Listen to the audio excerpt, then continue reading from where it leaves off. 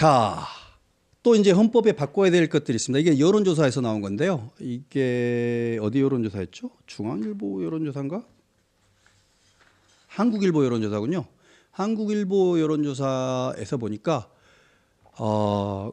국회의원에 대한 국민소환제. 그러니까 국민소환제라는 게 뭐냐면 선출된 국회의원이 부정, 비리, 직무태만 등의 이유로 국민의 신뢰를 잃었을 때 국회의원 임기 도중에라도 소환 절차를 거쳐 해임할 수 있도록 하는 제도입니다. 이거 몇 프로게요? 92%의 응답자들이 하자고 합니다. 저도 찬성합니다. 지금 이거는 국민의 절대 다수가 거의 국민 모두가 국회의원 국민소환제가 필요하다고 주장을 하신 겁니다. 왜 이 모양이 됐습니까? 실제로 국민소환제를 하는 나라들이 있습니다. 많은 나라에서 다 하는 건 아니고요. 보통 국회의원은 헌법에 4년의 임기가 규정이 되어 있거든요. 그러니까 국민소환제를 하려면 법만 고쳐서 되는 건 아니고 헌법을 개정을 해야 할 겁니다. 헌법상에 국민소환제를 넣어야 되는데 개헌을 하게 되면 저는 국민소환의 기준을 조금 엄격하게 하더라도 국민소환제를 좀 넣어야 될 것 같아요. 외국의 사례들도 좀 참고하고 연구를 좀 해야 될 것 같고, 국회의원이 이렇게 무능하고 이렇게 부끄러운 위헌적인 위법적인 행동들을 남발할 때 이걸 견제할 수 있는 장치가 없습니다.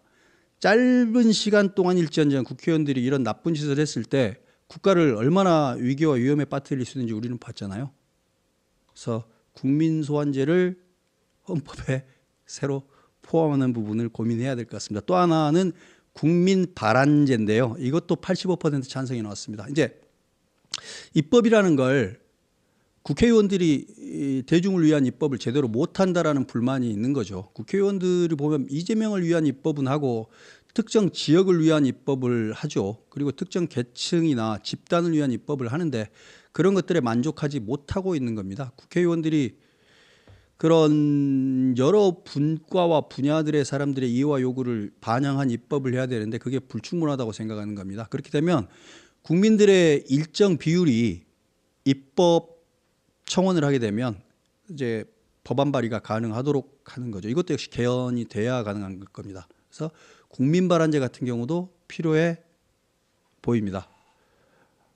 뭐 대통령 선거 결선 투표제도 61%인데 이건 뭐 지금에 와서는 뭐 당장 중요한 건 아닌 것 같습니다. 그래서 국민발안제, 그다음에 국민소환제 이거 두 개는 아마 개헌이 된다면 필수적으로 들어가야 되는 요건인 것 같고 학자들도 이에 대한 연구들을 많이 해놓으면 좋겠습니다. 이제 국회의원 버카라 소고기님, 국회의원 지역구를 없앤다기보다는 국회의원 지역구를 좀 키우면 될 겁니다. 키워서 그러니까 뭐 예를 들면 광주라고 합시다. 광주에 국회의원 선거구가 총 8개가 있습니다. 8개를 한 3개 정도로 줄여가지고 한 선거구에서 2명 내지 3명을 뽑게 하면, 그리고 한 당은 한 지역구에 1명만 출마시킬 수 있게 하면 자연스럽게 다당제를 고무할 수 있겠죠. 저는 뭐 이런 것들이 더 효과적일 수 있다고 생각합니다. 광주를 3개, 2개 정도의 선거구로 크게 해서 그 선거구에서 3명 내지 4명의 국회의원을 뽑도록 해주면 자연스럽게 다당제가 고무되지 않겠는가라는 생각을 합니다. 그리고 한 교섭단, 한 정당은 한 지역에 1명 이상의 후보를 출마 못 시키고, 세비 줄이는 문제, 글쎄요. 이제 국회의원 세비는 여러 가지 것들을 감안할 건데요. 대충 아마 국가기관으로 치면 한 차관 정도하고 장관 정도 보수야 아마 중간쯤이었던 걸로 저는 기억합니다만, 글쎄요. 세비를 줄이는 문제, 그리고 보좌진을 줄이는 문제, 이런 것들은 좀 고민을 해봐야 될 것 같습니다. 미국 같은 경우는 보좌진들을 30명씩 쓰는 의원도 있습니다. 전체 금액을 정해주죠. 의원에서 인사를 쓰는. 근데 이제 어떤 일들을 하는가가 있는데, 국회의원이 일 잘하게 하려면 상원제까지는 우리나라에서는 저는 불가능한 것 같고, 이건 있는 것 같아요. 국회의원이, 저도 있어 보니까 알겠는데, 한 10년 전보다 지금 국회의원 1인이 발의하는 법안의 숫자가 한 10배 가까이 늘어났을 겁니다. 그런데 지금까지 입법이 더 잘 되고 있나요? 그럼 10배만큼 잘 되고 있나요? 터무니없는 엉터리 입법들, 언론 플레이용 입법들이 남발됩니다. 그러지 말고 정말로 제대로 된 입법은 지금 내 국회의원을 평가할 수 있는 기준이라는 게 입법 발의 숫자, 통과된 법안의 숫자 이런 것들로 보통 평가를 하는 경우가 많은데 특히 외부 기관 같은 경우는. 근데 4년 임기 동안 제대로 된 법 두세 개만 확실하게 좋은 법을 통과시켜도 그 사람이 가장 훌륭한 국회의원일 수도 있는 겁니다. 그래서 그 입법과 관계된 문제도 좀 잘 만들 수 있도록 더 필요한 것 같은데, 민생법안 같은 경우도요. 아름다운 대한민국님, 민생법안 같은 경우도 민생법안이라고 해서 그렇게 남발해서 될 일은 아닙니다. 지금 10명 이상의 국회의원의 연명으로 법안 발의가 가능하게 돼 있는데요. 그 기준을 좀 높여야 될 필요가 있다는 생각이 듭니다. 한 40명 이상으로 한다든지 2개 내지 3개의 교섭단체 혹은 당이 같이 공동 발의제에 포함되어야만 할 수 있도록 한다든지 해서 법안 발의의 문턱을 조금 더 높여야 될 필요가 있고 검증과 검토의 문턱도 좀 높일 필요는 있다고 생각합니다. 여러분들도 국회 홈페이지 가보면 의안을 보면 제가 말씀드리는 걸 실감하실 수 있을 거예요. 통계들도 있으니까. 정말로 엉터리 국회의원들이 엉터리 법안을 남발합니다. 한 달에 법안 수십 개씩 내는 의원들도 있습니다. 언플용, 언론 플레이용, 특히 국감 시즌이라든지 이런 사람들은 정말 때려주고 싶을 정도입니다. 보좌진들 고생만 시키고 법 같지 않은 법들을 막 남발을 합니다. 이재명 방탄법 같은 것들이 그런 법들이죠. 통과 안 되고 그냥 폐기될 수밖에 없는 운명인 그런 법들을 정말 남발합니다. 이거는 정말 세금 낭비라고 생각하는데 이런 것 좀 못하게 했으면 좋겠어요. 우리나라에서 가장 제어가 필요한 2개의 권력기관이 대통령과 국회인 것 같습니다. 대통령의 권한도 좀 제어를 해야 되고 국회의 권력도 좀 제어를 해야 됩니다. 서로가 서로를 견제하는 걸로만 해놓을 게 아니라 아까 말했듯이 그 국민소환제 같은 것들을 헌법적으로 만들어 놓을 필요는 있을 것 같습니다. 그리고 다시 말씀드립니다만 양원제라든지 의원내각제는 여론으로는 별로 안 좋아하는 것 같아요.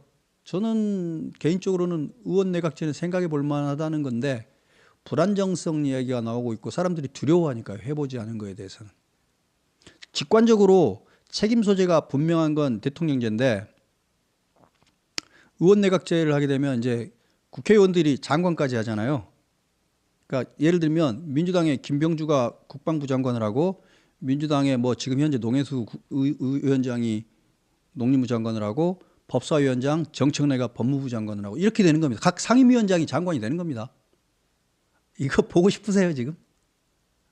이게 의원내각제인데 저는 최민희가 과기방통 장관 되는 거, 정청래가 법무부 장관 되는 거, 김병주가 저는 못 볼 것 같아요. 이 정도 수준의 사람들이 장관을 해서는 안 될 것 같아요. 이게 내각제입니다. 저는 차라리 전문 관료가 하는 게 더 나아 보입니다. 저는 도저히 못 볼 것 같은데요. 그래서 실전으로 들어가 보면, 그래서 내각제는 실전으로 들어가 보면 지금 상임위원장 하는 사람들이 다 장관을 해야 되는 거예요. 실전으로 들어가 보면 한국 사람들이 되게 부정적으로 생각할 가능성이 크다고 생각합니다. 저는 그나마 대한민국의 관료들이 무슨 복지부동이니 무능이니 하지만 그나마 관료들의 힘과 기업의 힘으로 국민의 힘으로 이 나라가 지금 버텨나가고 있다고 생각해요. 관료의 힘이 있습니다. 분명히. 매우 유능한 관료 집단이 있습니다. 매우 눈치도 빠르고 국회의원들한테 그렇게 학대당하는 것 같으면서도 뒷구멍으로 다 일은 다 합니다. 예산이 아무리 깎여도 이미 다 그것까지 알고 예산을 만들어 놓은 것도 있고 영리하게 일들을 하는 걸 수십 년간 국회의원들한테 가스라이팅 당하면서 다 익혔기 때문에 다 합니다. 국회의원들 머리 꼭대기에 있습니다. 사실은 무능하고 바보 같은 국회의원들 머리 꼭대기에서 국가를 그나마 지탱하고 있는 게 관료의 힘일지도 모르겠습니다. 뭐 제 진심입니다. 제가 봐왔던 거를 보고 생각하는 겁니다. 너무 무능한 국회의원이 많은데 그런 무능한 국회의원들이 감사도 하고 있고 예산도 하고 있는데 그런 자들을 데리고도 이 나라가 망하지 않는 건 거의 기적이라고 저는 생각하는데 그게 관료의 힘이고 기업의 힘이고 국민의 힘이라고 생각합니다. 관료들이 그래서 고개가 빳빳하죠 사실. 앞에서는 굽실굽실한 것 같지만 빳빳해요. 자부심 가질만 합니다.